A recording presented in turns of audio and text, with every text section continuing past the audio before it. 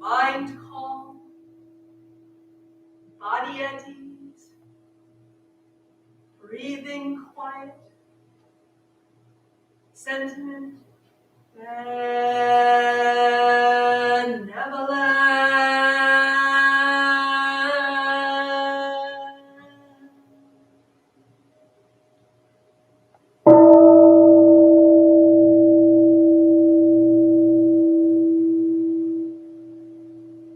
Dharma friends, sitting still in vital silence,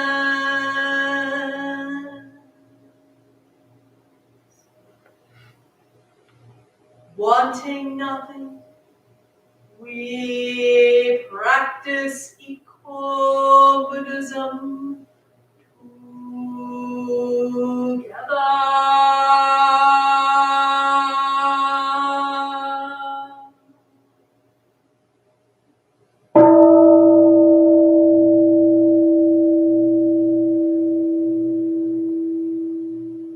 The sound of the temple bell booms for all to cease from conflict.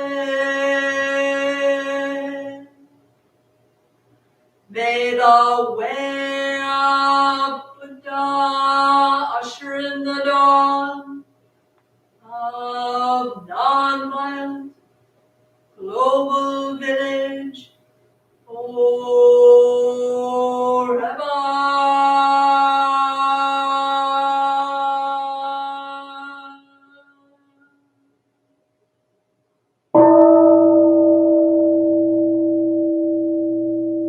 Here is the after sound of the bell.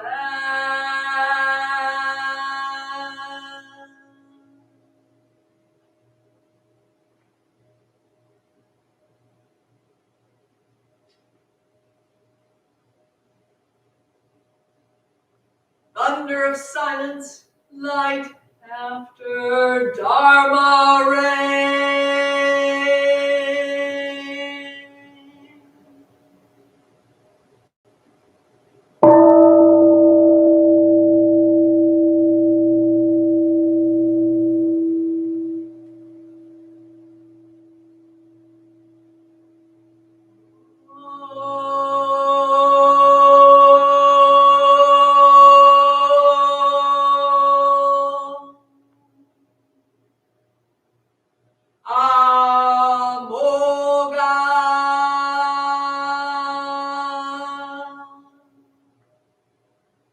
Varochana Mahabhuta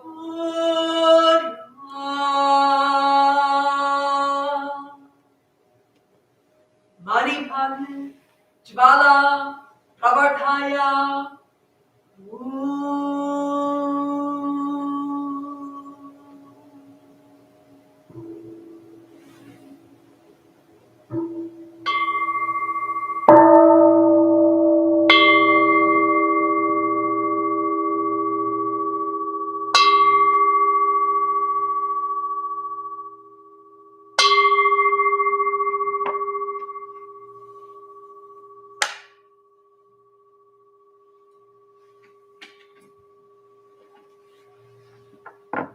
Please stand and turn and face the altar.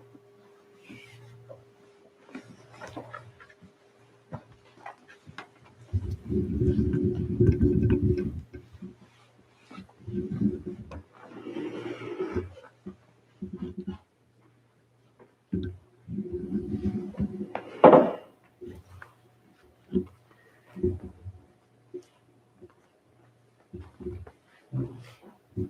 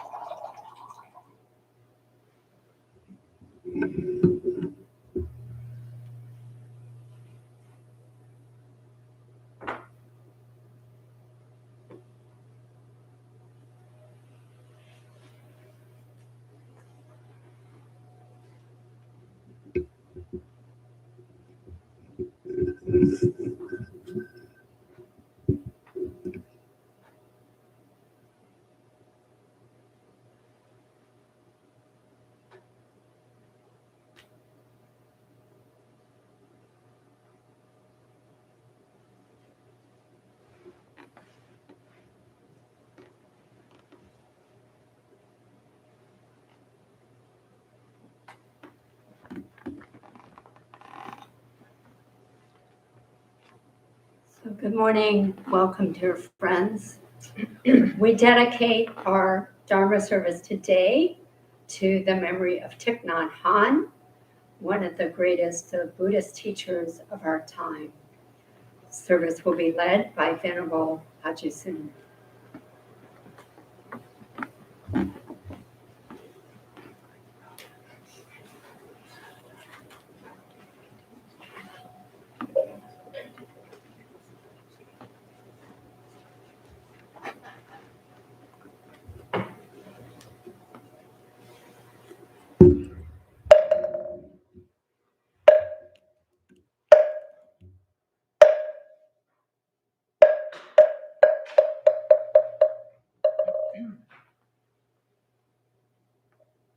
Chi Sim Rim Yang De Shi Hong Sam Se Che Mong Cha Le Song Chu Il Che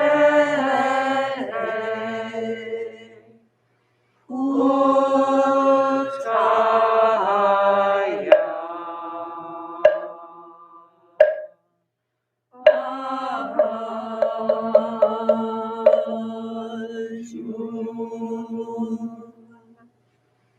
Chi Sim Quim Yon Ne Shi Hong Sam Se Che Mong Cha Le Song Chu Il Che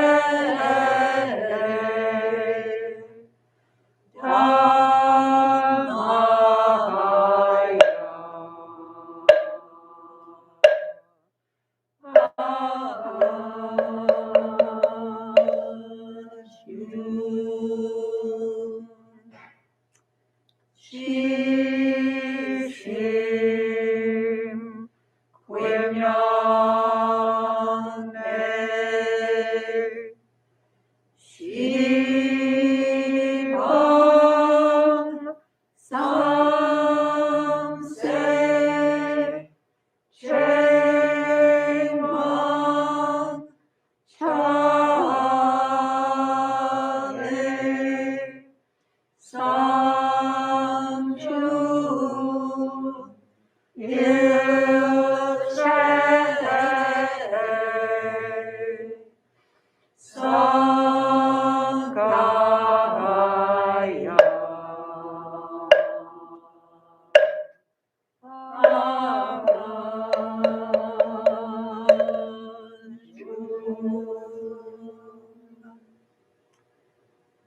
I go for refuge to the Buddha. I go for refuge to the Buddha. And resolve with all beings.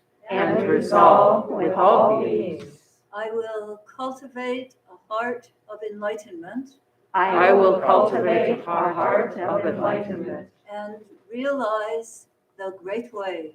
And realize the great way.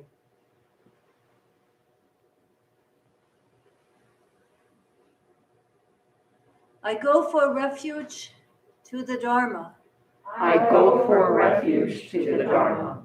And resolve with all beings. And resolve with all beings. I will penetrate the teachings. I will penetrate the teachings. And uncover oceans of wisdom. And uncover oceans of wisdom.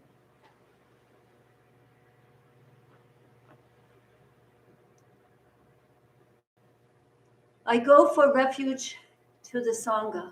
I go for refuge to the Sangha.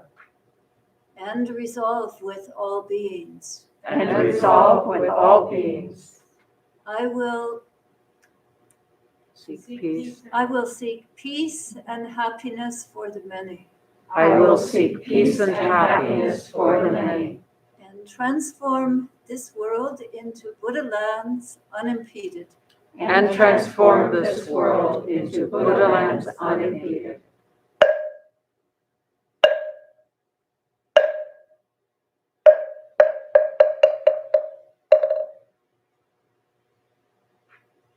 Please be seated and turn yourself in this direction.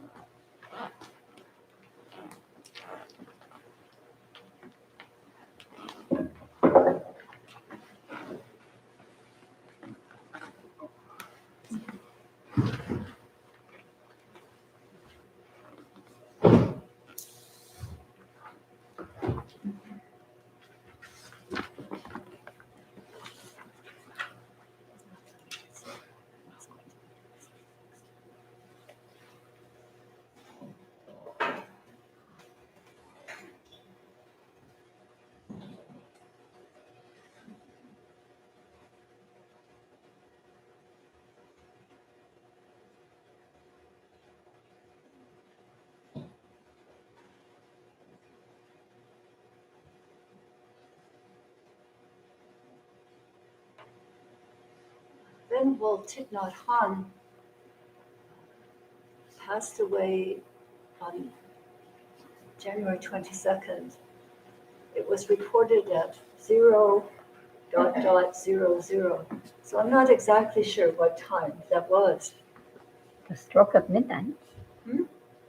The stroke of midnight. At the stroke of midnight, Mom says. And he has been a great influence on Buddhism in the world during his life, 95 years. So we're going to share some of his teachings and stories and poems and experiences that we've had with Thich Nhat Hanh in this service. And the first is what we call the Precepts, the moral guideline in our tradition, and what Thich Nhat Hanh calls the Mindfulness Trainings. And they were always at the center of his teachings, these mindfulness trainings. And so are they in ours. But he explicated them in a very beautiful way. So our Dharma teacher, Hayun, is going to lead us in these 5 mindfulness trainings. And I encourage you to take them as a kind of meditation, rather than perhaps admonitions. I must do this and I must not do that. There's something very deep about our lives as interrelated beings when we listen to these beautiful mindfulness trainings. So compose yourself so that you can sit well, and so that you can listen more deeply than usual as Hayun reads a little slowly.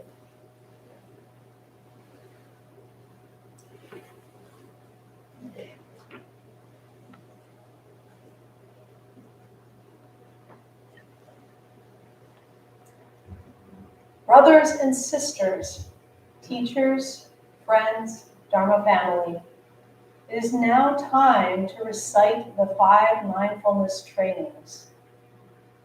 The 5 mindfulness trainings are the basis for a happy life. They have the capacity to protect life and to make it beautiful and worth living. They are also the door that opens to enlightenment and liberation.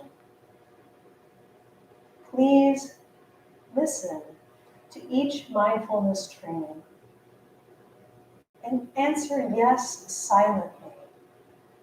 And commit to making an effort to study, practice, and observe the mindfulness training we now read.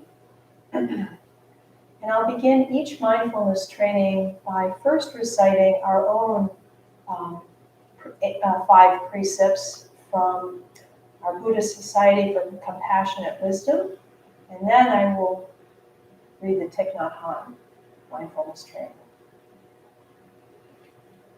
Number 1, I resolve to abstain from doing harm, but to cherish all life. The first mindfulness training. Aware of the suffering caused by the destruction of life, I am committed to cultivating compassion and learning ways to protect the lives of people, animals, plants, and minerals. I am determined not to kill, not to let others kill, and not to support any act of killing in the world, in my thinking, and in my way of life. This is the first of the 5 mindfulness trainings. Please make an effort to study and practice it.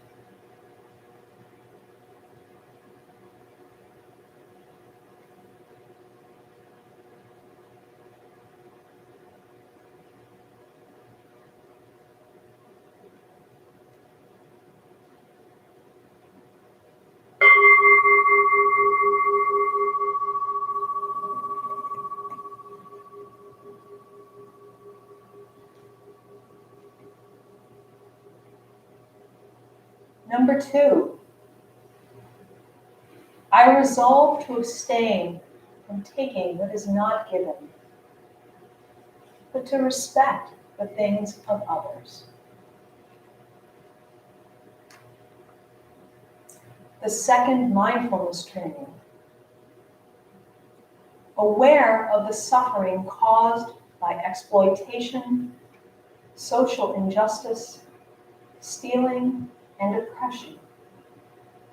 I am committed to cultivating loving kindness and learning ways to work for the well-being of people, animals, plants, and minerals. I will practice generosity by sharing my time, energy, and material resources with those who are in real need. I am determined not to steal and not to possess anything that should belong to others.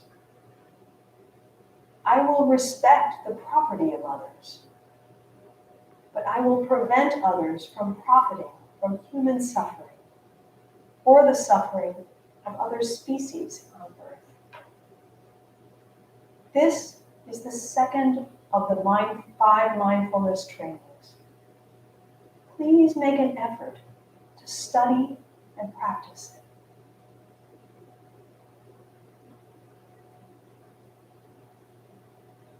Taking 3 deep breaths before the ringing of the bell.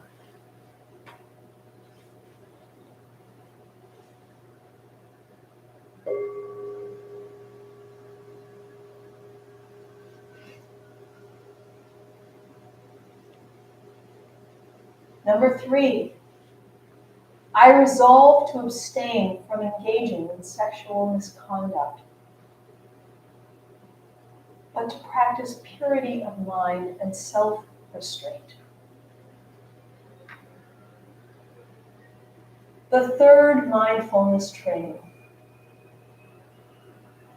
Aware of the suffering caused by sexual misconduct, I am committed to cultivating responsibility and learning ways to protect the safety and integrity of individuals, couples, families, and society. I am determined not to engage in sexual relations without love and a long-term commitment. To preserve the happiness of myself and others, I am determined to respect my commitments and the commitments of others. I will do everything in my power to protect children from sexual abuse and to prevent couples and families from being broken by sexual misconduct. This is the third of the 5 mindfulness trainings. Please make an effort to study and practice it.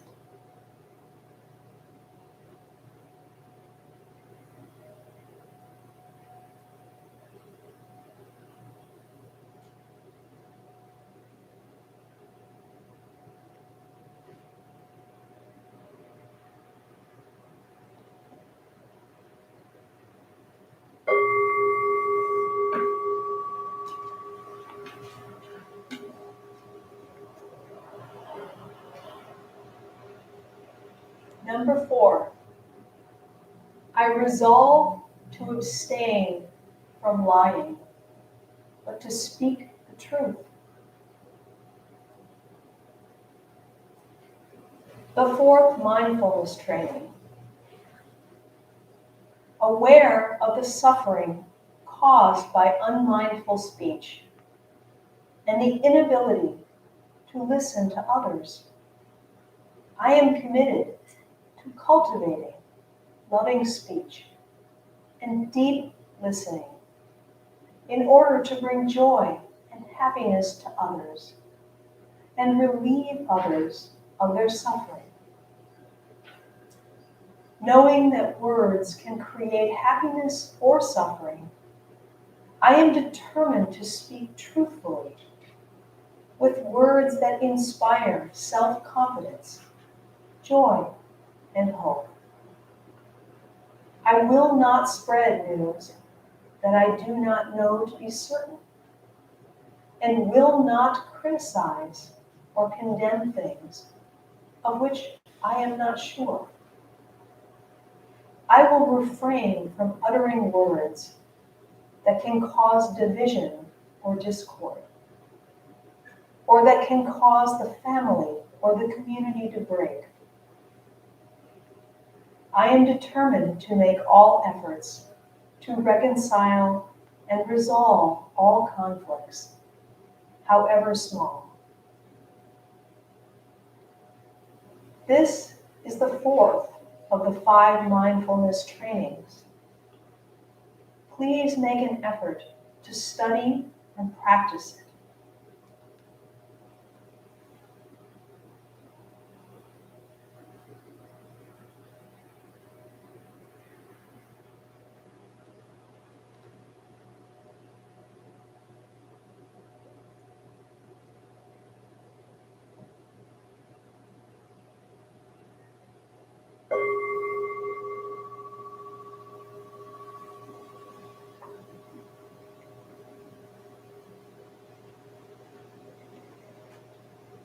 Number 5, I resolve to abstain from partaking in the production and trading of firearms and chemical poisons. The 5th mindfulness training. Aware of the suffering caused by unmindful consumption, I am committed to cultivating good health, both physical and mental, for myself, my family, and my society by practicing mindful eating, drinking, and consuming.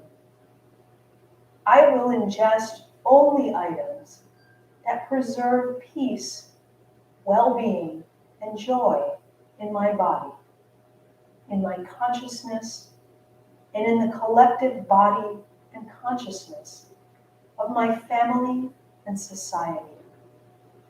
I am determined not to use alcohol or any other intoxicant, or to ingest foods or other items that contain toxins, such as certain TV programs, magazines, books, films, and conversations.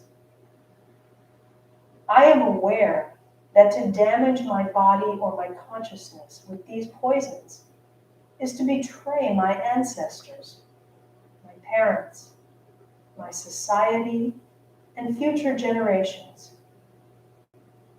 I will work to transform violence, fear, anger, and confusion in myself and in society by practicing a diet for myself and for society.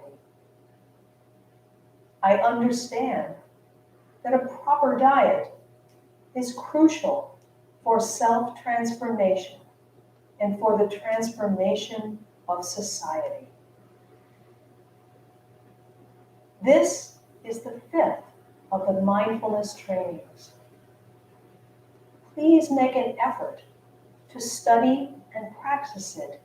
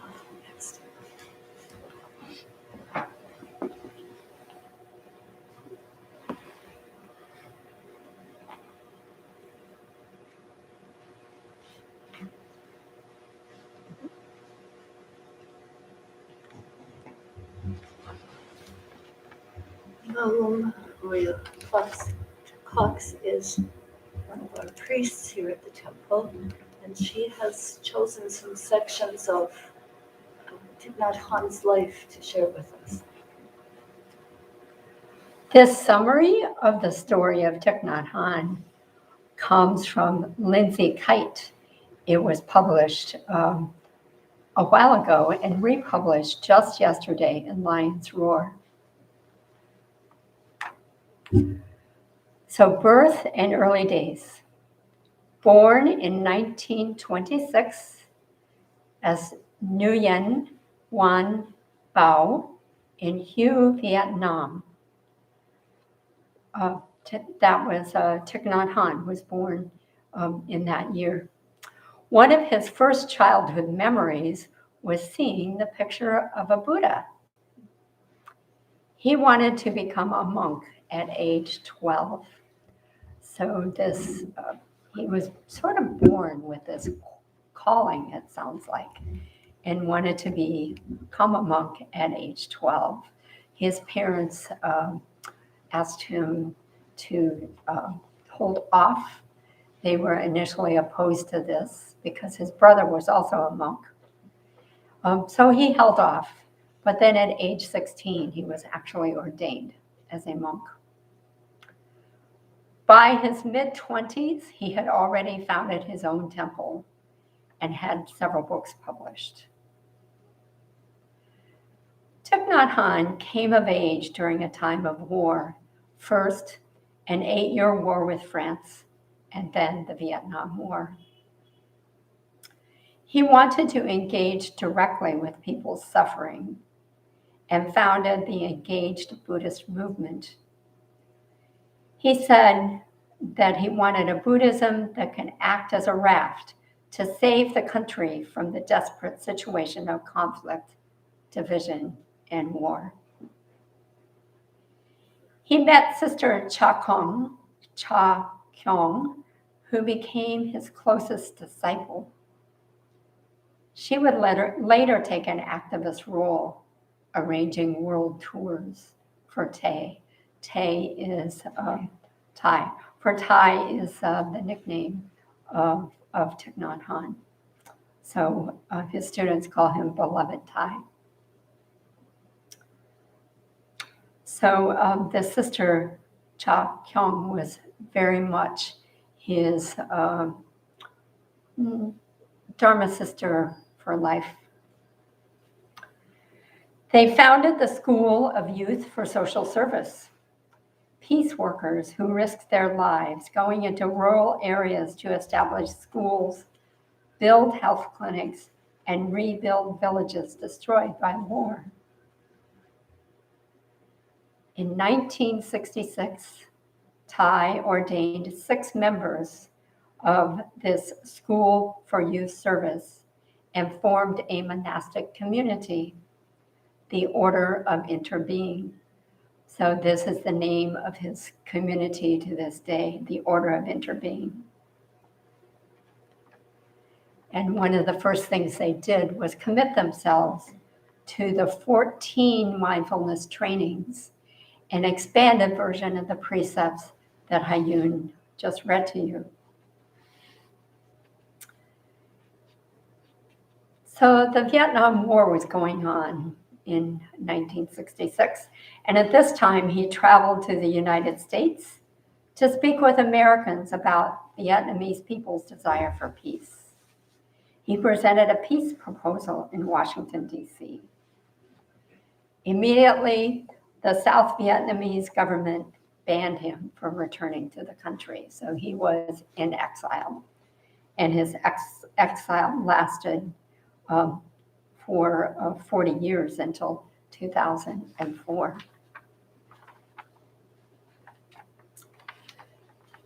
During this time, he was granted asylum in France and started the Plum Village community, which is, I think, the base of the Order of Interbeing for his worldwide operations. During the exile years, he made connections with many world leaders and peacemakers, including Martin Luther King and the Dalai Lama. He established Parallax Press to publish his writings. And he established monasteries in the United States, Deer Park in California, Blue Cliff in upstate New York, and a more recent monastery in Mississippi. So Plum Village remained his main residence, even though he was allowed to return to Vietnam in 2005. Thich Nhat Hanh led meditation retreats throughout the entire world and continued his active teaching until 2014, when he suffered a massive stroke. He recovered from this stroke, but had aphasia. So his speaking ability was limited. His followers and disciples say he was still all there and continued to teach non-verbally. A few years ago, he expressed the desire to return to his homeland, where he died in peace at his home monastery, the village of Hue, 2 days ago.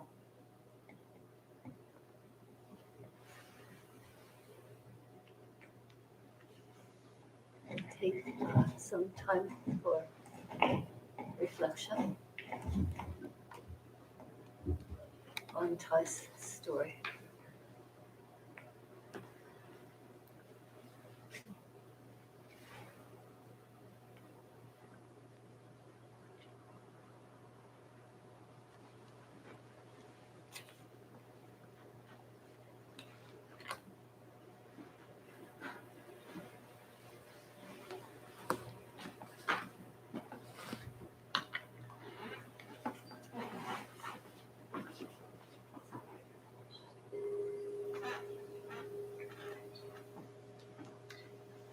some special readings. I always let people know that when he died, he wasn't going anywhere. He would always be present. And Wancho was going to read a poem about this. It's an interesting one also for us to reflect on, for our own life and the lives of those around us. Wancho is a member of the temple, and she is currently in residence here, has been for over a month. Was in residence many years ago when she was younger, too. And this is a poem that Thich Nhat Hanh wrote. It's titled, I believe, The Cosmic Dancer. I can hardly hear Oh, you. you have to unmute. Have to unmute them. And how do I do that? There's a touch. There we go. How's that? Thank you. Now let's. The Cosmic Dancer. This body is not me. I am not limited by this body. I am life without boundaries. I have never been born, and I have never died. Look at the infinite oceans and skies filled with stars. Manifestations from the basis of consciousness. Since beginningless time, I have been free. Birth and death are only doors through which we pass, sacred thresholds on our journey. Birth and death are a game of hide and seek. So laugh with me, hold my hand. Let us say goodbye. Say goodbye to meet again soon. We meet today. We will meet again tomorrow. We will meet at the source of every moment. We meet each other in all forms on the myriad paths of life.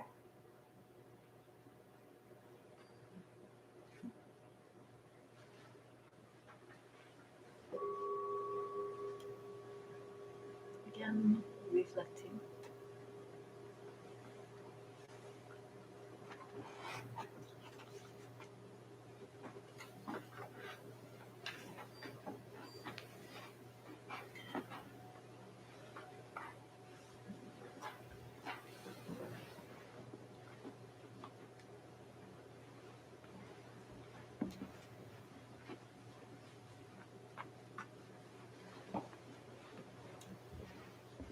Jagwa Kelly Davenport is she's our newest ordained member in this Sangha.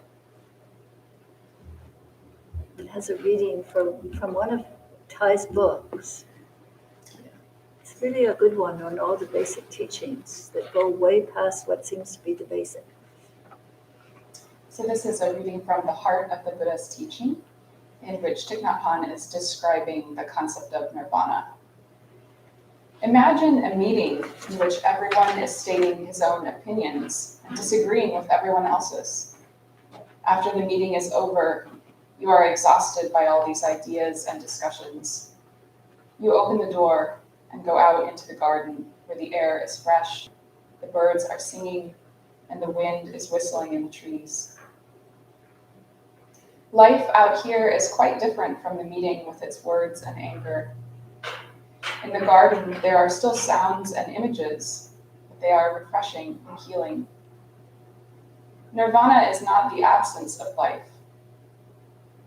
Drishta Dharma Nirvana means nirvana in this very life.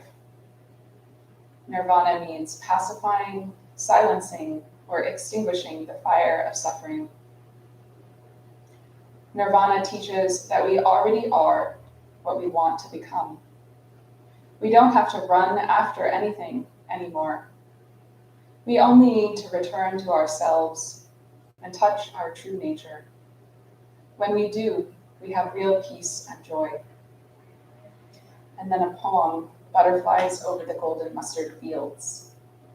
This morning I wake up and discover that I've been using the sutras as my pillow.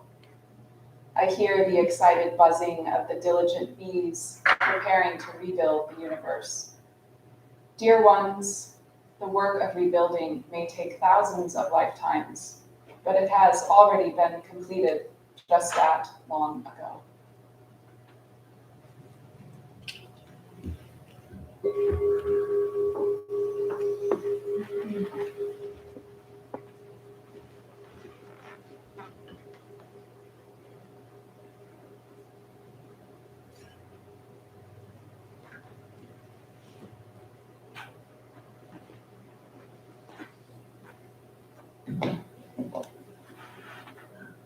Our next offering is from Tongsang, who's one of our Dharma students in our Maitreya Buddhist Seminary.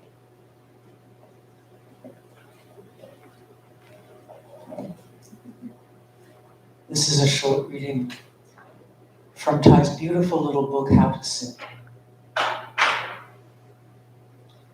When you make a soup, you have to add together all the right ingredients in harmony and let them simmer. Our breath is the broth that brings the different elements together. We bathe spirit and mind in our breath, and they become integrated, so they are one thing. We are whole. We don't need to control our body, mind, and breath. We can just be there for them. We allow them to be themselves. This is nonviolence.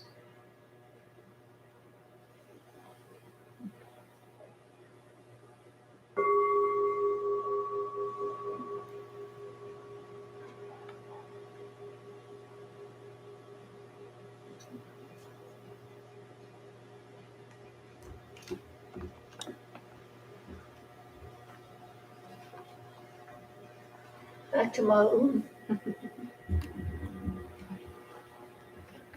What she's going to share is kind of a poem. You have to really think deeply about this one. Yes. One of the greatest gifts that Thich Nhat Hanh gave us was his understanding of Sangha and community and how to nurture this. He told his monks and nuns that this was the most important work that they did, was nurturing Sangha.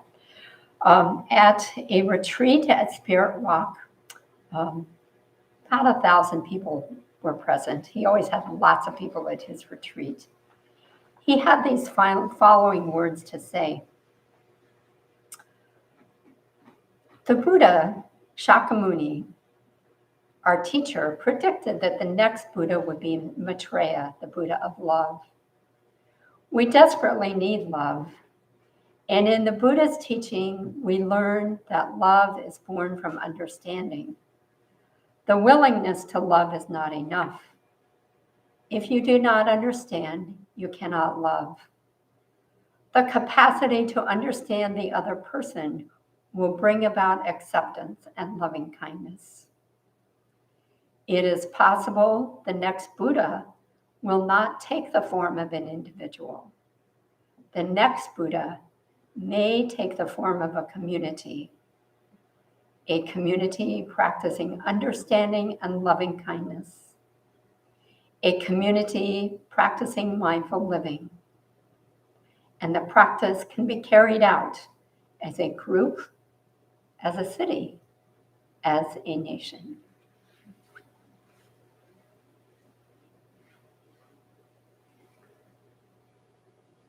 Over to Chris.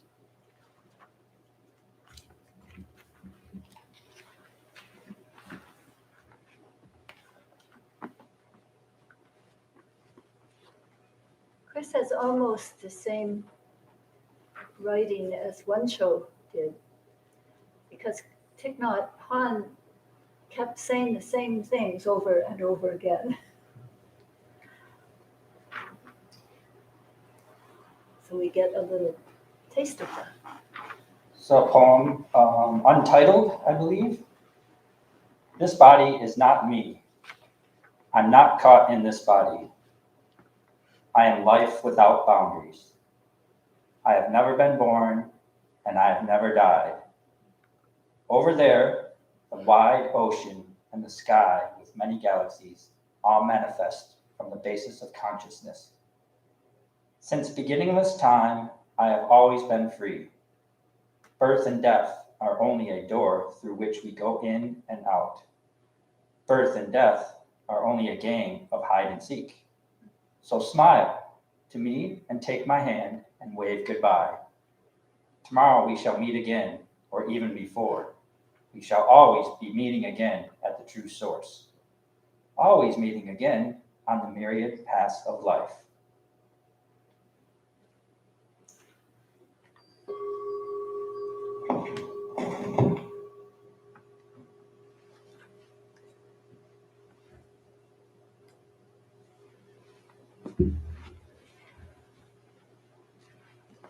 So next thing I'm going to share, I think 3 little anecdotes. First one of my actual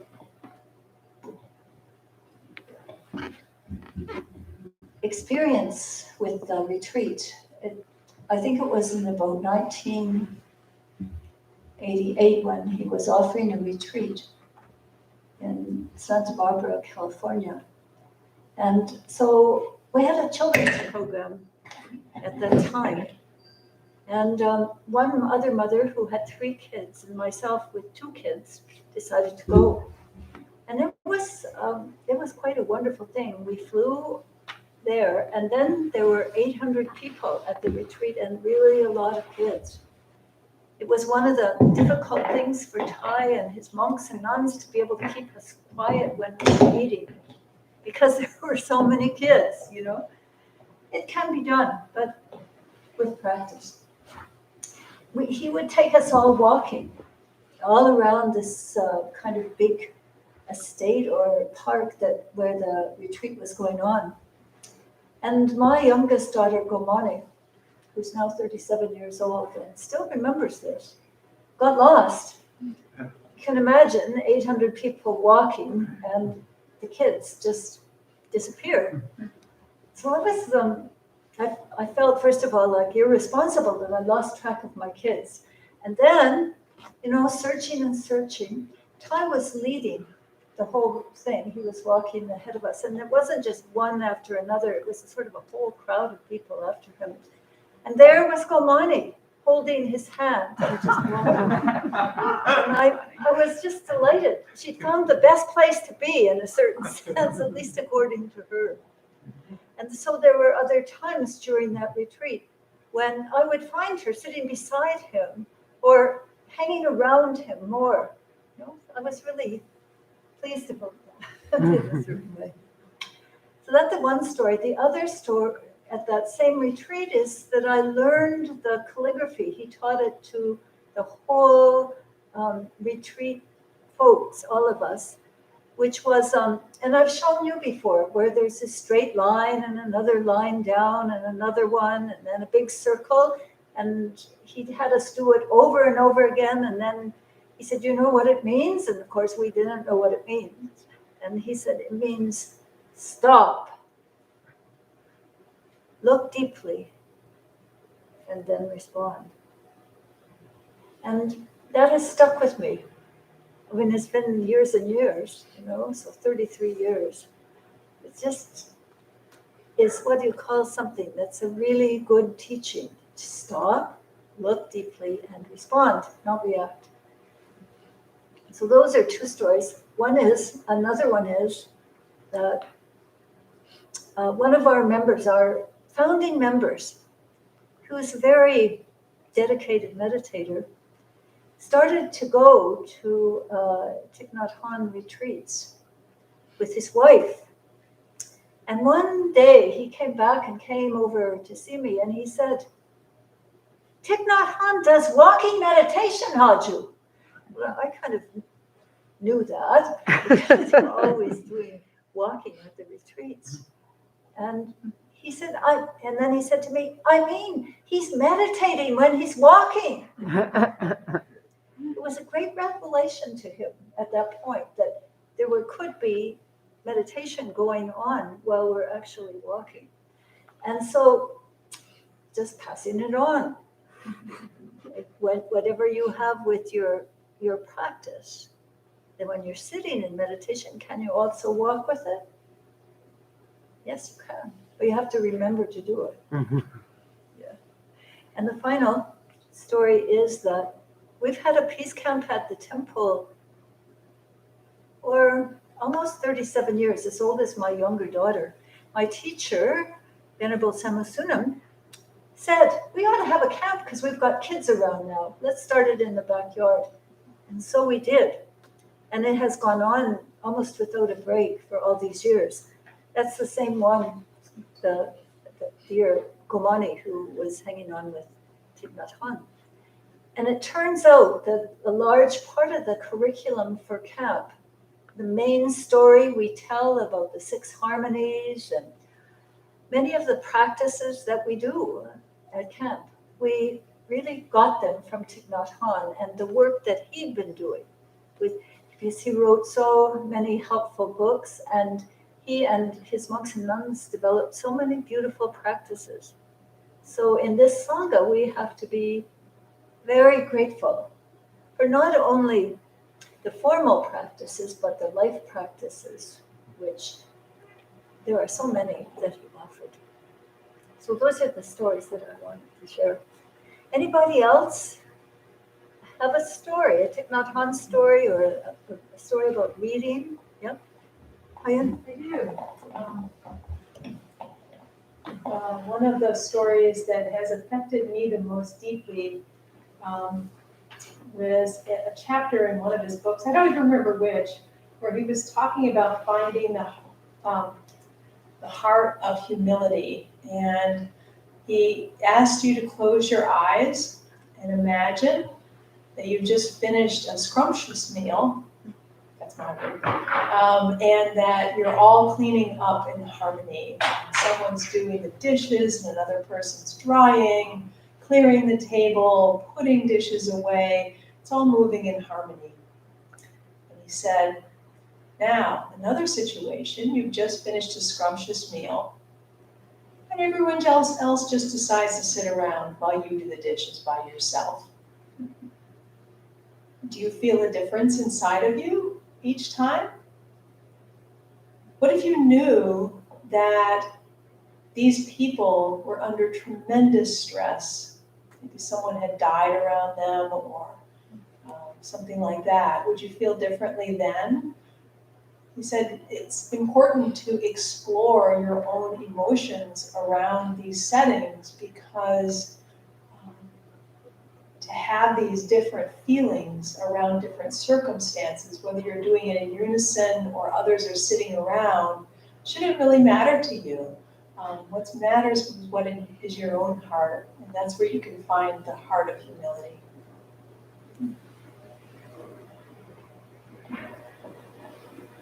Here's a person over there.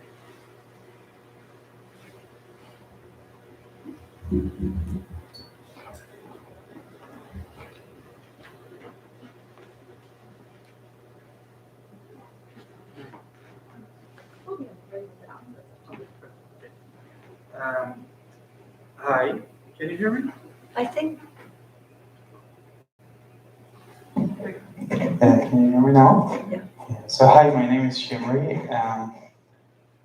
I've been practicing Buddhist meditation for 10 years. And Thich Nhat Hanh was, for me, my most important teacher. So I've been sitting with his techniques more or less almost every day for the past 10 years, including in a month-long retreat. And so I was so happy to see that his picture here today, because I was feeling very alone since his death. And yeah, I have a 2-year-old daughter, and since she was born, I found it harder to sit as I used to before that. And actually, 2 months ago, I bought her a book that Thai teacher Typhna wrote for books for kids called "Where is Buddha?" And so, actually, in the past 2 months,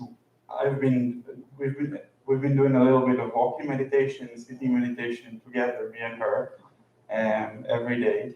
So it was kind of a way to say goodbye to him, I guess. And that's it.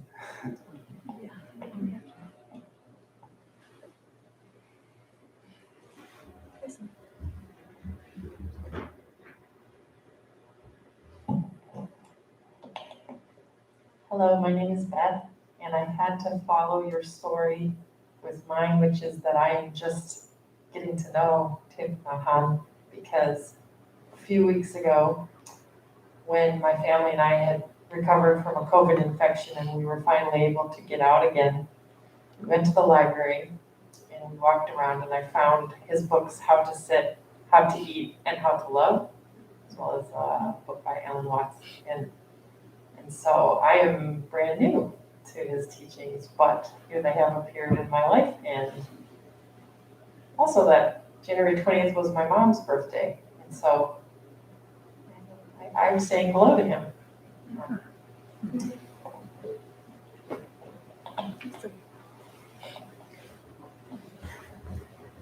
Hi. I was going through a really hard time in my life a while ago, and I went over to a friend's house for lunch to talk to him about what was going on. And he was like, do some meditation, do some yoga, it'll help. Read some Typhna. And I didn't know who he was and had to go online and try to figure out how to spell the name in his books. And I got Miracle of Mindfulness, the Introduction to Meditation, and that changed my life in a way that, like, it described meditation techniques which made me start meditating. And the way he wrote was so digestible and profound and easy to understand that it just set me on a path, the spiritual path in a way. So he was really the first of my teachers when I look at my personal path. So I couldn't be more grateful for him and all of you. Thank you.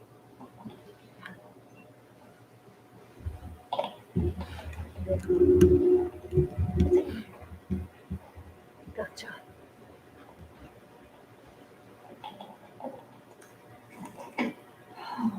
So I'm kind of, experiencing some of what everyone else is feeling, and I just am kind of brought back to my first experiences with Thich Nhat Hanh. I had my childhood best friend had died in a car accident, and one of my close friends gave me No Fear, No Death, and that was my introduction to Thich Nhat Hanh about 12 years ago.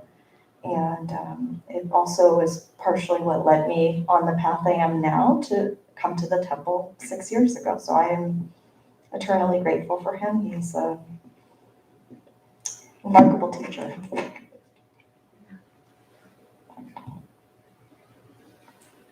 Did you check the chat?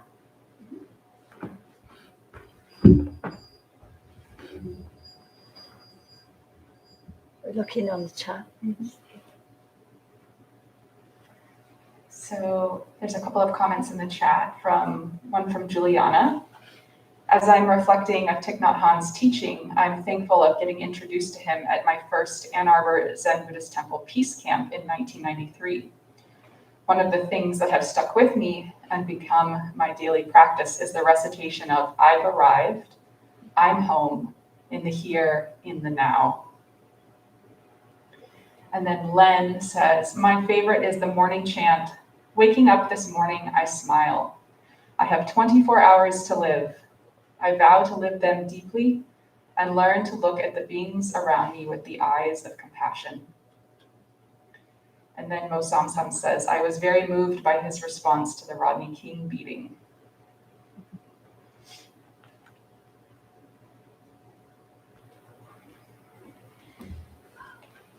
I have a story. I have a story. No, please tell us. So when I was 19, which was 21 years ago, I was a college student and I had my first experience of meditation. I had written an article for my college newspaper about the local interfaith center. And they had invited me to come and join them for a meditation sitting. And I think I felt kind of obligated because they had invited me and they let me write this article about them. So I went, and it was my first taste, I think, of meditating in a group, and the hour just flew by, and I found that very mysterious. And one of the people gave me a cassette tape of Thich Nhat Hanh doing some of his meditation instruction. And I had a pickup truck at the time, so I would listen to the cassette tape while I drove around, and I wasn't entirely sure what to make of this teacher. He gave such straightforward instructions, like imagine with each breath you are as fresh as a flower or as solid as a mountain. And I thought that, it couldn't possibly be that simple. And soon after that, I moved away and I forgot to give the cassette tape back to the person who loaned it to me, and I felt really guilty about it. So that cassette tape kind of followed me and was in my car for many, many years after that. And I think looking back on it, that was an early introduction to the Dharma that was probably a spark that at the time I didn't realize, and that inspired me to keep investigating that mystery.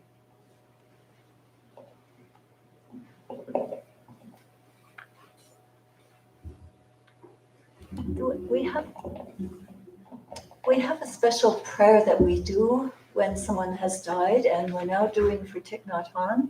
It's called the Bardo Prayer, and it's usually done from each day, hopefully at the time the person died, for 49 days. And so we're in the midst of it, and we'll ask you to join us in this Bardo Prayer for Thai this morning.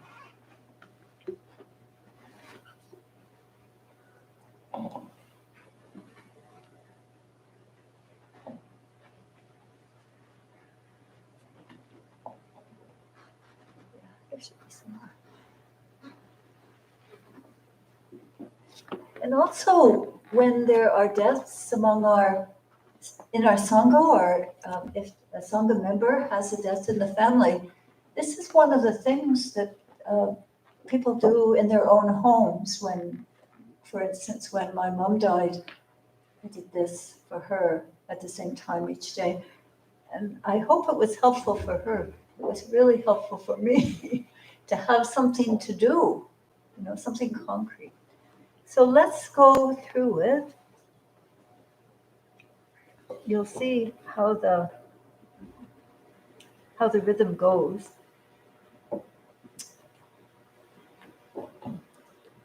O compassionate ones, abiding in all directions, endowed with all-knowing wisdom and loving compassion, giving protection and guidance to all sentient beings, we invoke your presence and ask that you hear our prayer.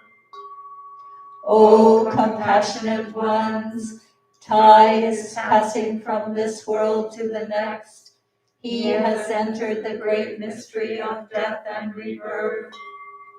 O compassionate ones, protect Thai, who is now defenseless. Be to him like a father and mother. O compassionate ones, give guidance to Thai, who is now alone with the joys and sorrows of his past life. Guide him to see beyond his blindness and to let go of attachments, so that he may move freely through the passage between lives. May the power of unconditional forgiveness embrace him. May he be clear and unafraid amid the karmic winds that may surround him. May he know all sounds as his own sound. May he know all lights as his own light. May he know all pain and pleasure to be transient. O compassionate ones, help his heart to be open, and may the thought of loving kindness guide him to choose a new life that will benefit himself and others. May the sound of this prayer emanate in all directions. May these thoughts become his thoughts. May all doubts dissolve. May the power of our love be strong and clear. O Buddhas and Bodhisattvas, compassionate ones, manifest now your ancient vows. May all beings awaken to the unborn and undying Buddha mind, the source and substance of all there is. Gate, gate, para gate, para samgate, Bodhisattva. Gate, gate, para gate, para samgate, Bodhisattva. Gate, gate, para gate, para samgate, Bodhisattva.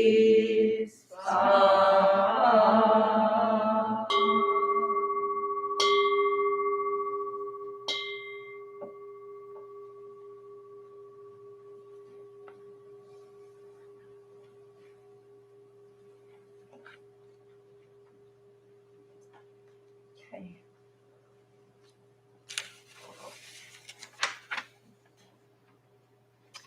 Before we have our 4 great vows, we'll have a song. So get at a distance. We've got the windows open and we've got our air filter, and I think we're pretty safe. This is a song. It's kind of our temple song now. Originally, we got it from Thich Nhat Hanh, and it seems we sing it a lot at camp, and when people come and go to visit us, so especially when they go. So listen, we'll sing it 3 times, and see, it's really quite a lovely song. So you want to lead us through it the first time, Jogwa? You can be our choral leader. You might want to pick it up for yourself and your family of friends and all.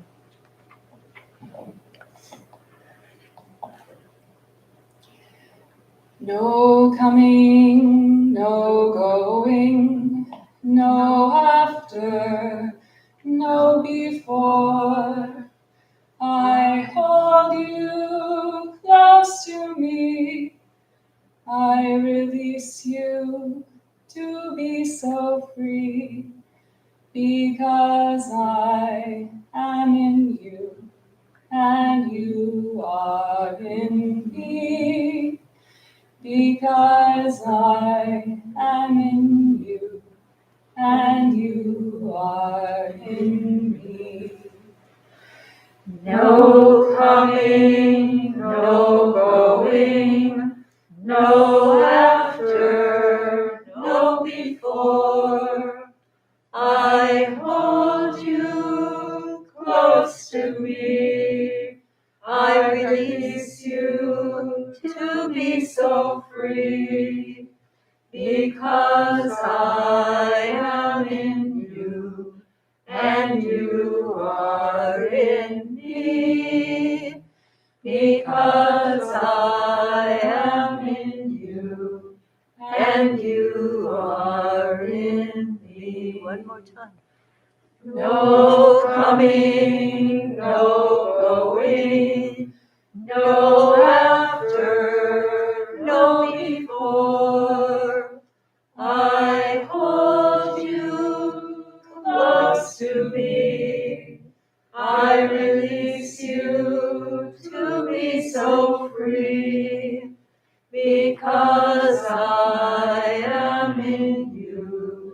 and you are in me, because I am in you, and you are in me.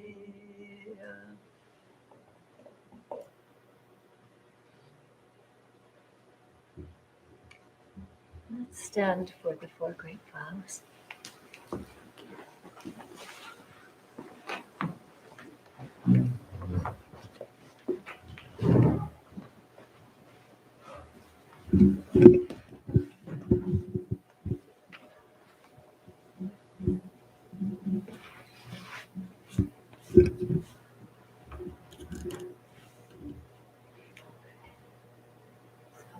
Please repeat after me. All beings, one body. All beings, one body. I vow to liberate. I vow to liberate.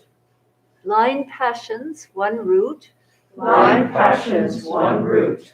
I vow to terminate. I vow to terminate. Dharma gates, one mind. Dharma gates, one mind. I vow to penetrate. I vow to penetrate. The great way of Buddha. The great way of Buddha. I vow to realize. I vow to realize. And let's together, here and at home, do 3 prostrations in the direction of Thich Nhat Hanh. And let's together, here and at home, do 3 prostrations in gratitude for the life of Thich Nhat Hanh and its great influence on so many of us in this world today. So important. Slowly.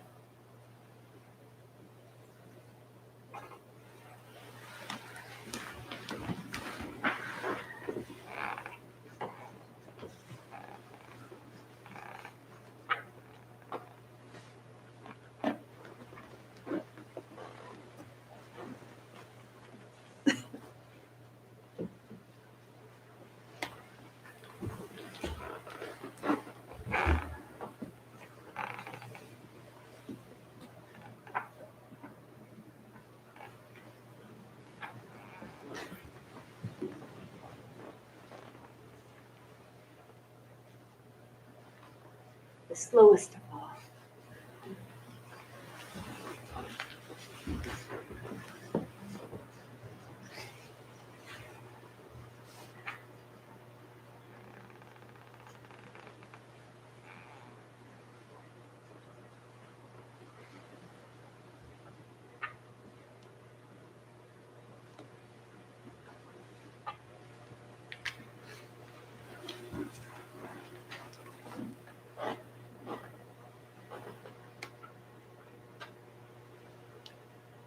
A final story, just now there'll never be a final story, is that when some of Thai's monks and nuns were here, we had some visits from them over the years.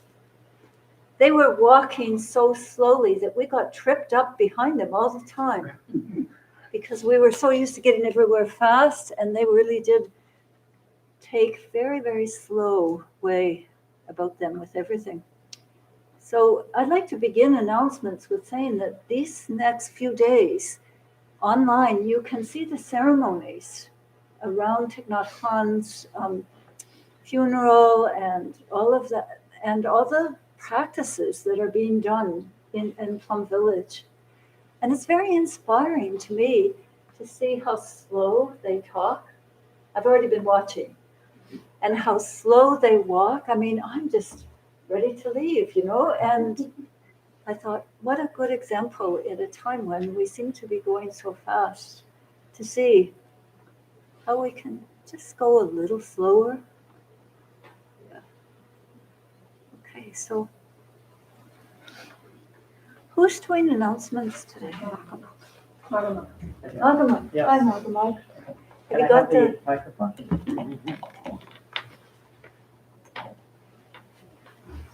Okay, good morning, everyone. Morning, Magama. Thank you for coming here, braving the snow and the cold weather today to join us in our service.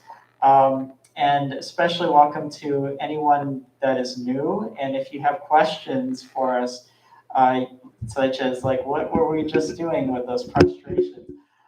You can ask anyone that's wearing the gray and we'll try to answer your questions. And also on the table in the entrance hall, there's a sign-up sheet if you want to receive our weekly email bulletin, because that way you'll know about the different activities that we have going on our calendar. And we'll talk about a few of those coming up. As Haji mentioned, there are memorial services going on for the next few days, streaming on the Plum Village website. And so we have a white handout on the table over there that you can pick up and take home with you. And it has the schedule of the upcoming events. And then there's also a yellow handout on the same table, which is our schedule for winter and spring 2022. So all the events that we have coming up, the retreats and things like that, I'll just mention a few of them. We have a course being taught by one of our students, Christina Wall, one of our members, and it runs for 8 Sundays. It's preparation for a good death, and so that is 8 Sundays at 11:45 a.m. starting on February 6th. And there's a sign-up sheet if you're interested in that. Talk about preparing for death. Not only yours, but if you want it to be yours, it can be, but for someone that you really care for and to help with that. Yes. Christina, Charyu is her Buddhist name because she's been a member, very active over the years, has a really unique way of presenting these things that are quite difficult sometimes to deal with. Yeah. Yes. Okay, and then we offer an introductory meditation class from time to time. And the introductory meditation class typically runs on 5 consecutive Thursday evenings, starting at 6:30 p.m. So the next round of this introductory meditation class will begin on February 17th. There's a sign-up sheet if you're interested in that. And we will see, based on the cases, whether we can do that in person or whether we will do that online. We also offer yoga classes on Tuesday evenings. They run in sessions of 6 consecutive Tuesdays, beginning at 6:30 p.m.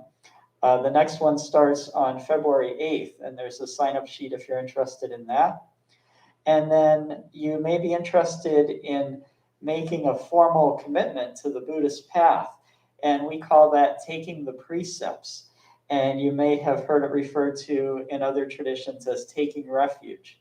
And so if you're interested in that, there's a sign-up sheet for that in the entrance hall, and those weekly meetings will begin in February, and the precept ceremony will happen in the middle of the summer. And then if you're in person today, we ask you to sign in for contact tracing if you haven't done so already. There is a sign-up sheet so that we can contact you if there is a COVID situation. It's sitting on the other table by the teacups, and that makes us think of the time coming soon when we will be able to have tea again after the service, which we're looking forward to. And then Recovery Dharma will be meeting online today. Are there other groups that will be meeting today? Okay. Well, the temple is supported completely by your kind donations of time and money. If you'd like to make a monetary donation, there's a fishbowl in the entrance hall, or you can do so online. If you'd like to volunteer your time, there's lots of opportunities to tidy up around the temple. Talk to any of us wearing the gray, and we can tell you about work periods coming up. In the summer, there's volunteering in the garden. In the winter, there is volunteering to shovel snow when it snows. So lots of opportunities. Thank you. Thank you, Maglock, and thanks everyone for participating in this service with us today. Not only speaking, but just your presence here means a lot. We'll hope to see you all again, and then let's do very slow exiting. You know why.